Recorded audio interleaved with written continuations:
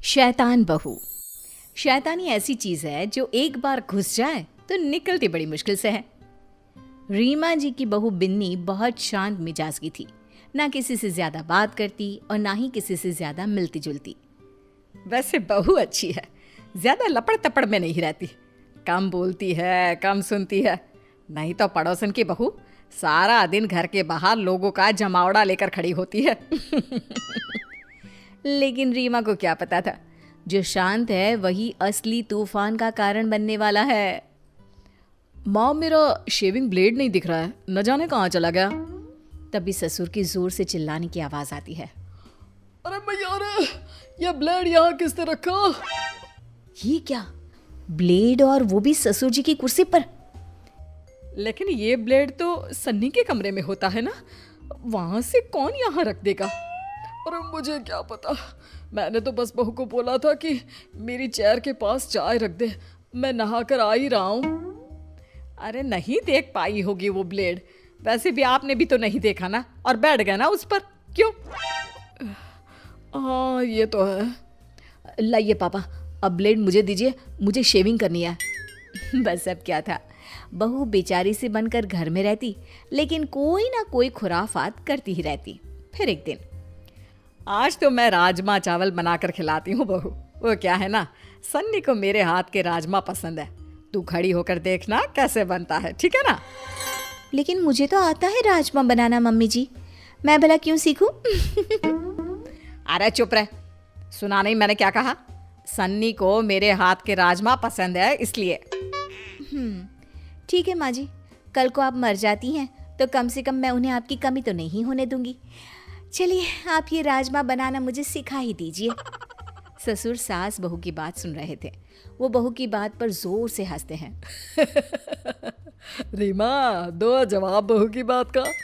हाँ जी, तो बात यह है कि सास इसलिए बहू को नहीं सिखाती कि वो मर जाए तो बहू बेटे को माँ की कमी महसूस ना होने दे, लेकिन मैं तुझे इसलिए सिखा रही हूँ क्योंकि अब से मैं आराम से बैठा करूंगी और घर में तू राजमा बनाएगी, समझी?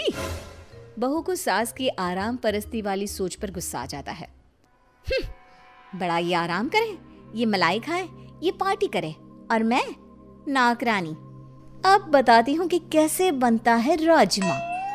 सास तो राजमा बनाकर चली जाती है, बहू जल्दी से खुद किचन में खड़े खड़े ही खाना खाती है और फिर बचे खाने में ढेर सारा मिर्ची पाउडर डाल देती है।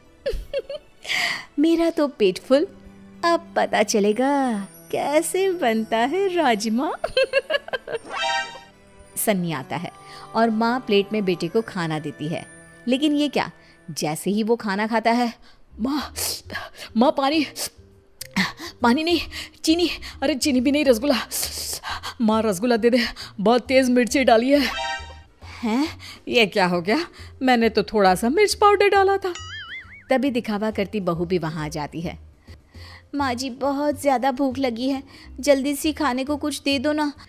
ये रुको, मैं खुद ही ले लेती हूँ। हाँ तो खुद ही ले लेना, इसमें करने की क्या ज़रूरत है? वो माँ जी इसलिए क्योंकि वो क्या है ना, आप ही ने तो कहा था कि मैं आपसे बिल्कुल ऐसे ही राजमा बनाना सीख लूँ, तो जब तक खाऊंगी नहीं पता कैसे चलेगा कि कैसे बनाना है, कैसे बने हैं क्या? अरे नहीं नहीं, तुम रहने ही दो, तुम मत खाना, बहुत सारा मिर्च है इसमें, और प्लीज ऐसे राजमा तो बिल्कुल मत बनाना। सास को बहुत गुस्सा आता है कि बेटा ऐसा कैसे बोल रहा है, भाई कल तक तो ऐसे ही राजमे को उंगली चाट चाट कर खाया करता था, लेकिन फिर भी ये सवाल रह गया कि मिर्च आई कहाँ से? बहू, मैंने तो राजमे में मिर्च बहुत कम डाली थी, फिर कहाँ से मिर्ची आई? क्या है माँ, उस पर शक क्यों कर रही हो? अरे वो क्यों करेगी, और माना कि जलन के मारे वो ऐसा कर भी दे तो वो क्या खुद खाने की जिद करती? क्या माँ, उम्र हो रही है तुम्हारी। माँ भी समझ जाती है कि उसकी उम्र तो हो रही है, लेकिन मिर्च इतनी ज्यादा। खैर, बहू की शैतानियाँ तो बढ़ती ही जाती है, वो ना कुछ देखती ना कुछ सोचती, बस कुछ ना कुछ शैतानियाँ करती रहती। फिर एक दिन हम लोग ना थोड़ा घूमने जा रहे हैं। अरे थोड़ा क्यों जा रहे हैं, अब जाना ही है तो पूरे जाइए ना। मजाक कर रही हैं आप? अरे नहीं नहीं, क्यों? हम क्यों मजाक करेंगे? बड़ी मजाकिया हैं आप। अच्छा सुनिए ना, कल से हम लोगों के बगान में पानी दे देना ना। और हाँ, वहाँ कोई भी पौधा मरना नहीं चाहिए, नहीं तो। नहीं तो क्या है? एक तो मदद करेंगे, ऊपर से धमकी। अरे ना जी ना, ये बर्दाश्त नहीं होगा। बहू को बुरा लग जाता है, या यूं कहे कि पड़ोसन और सास के बीच की नोक झोंक के बीच उसके मन का खुराफाती दिमाग जाग जाता है।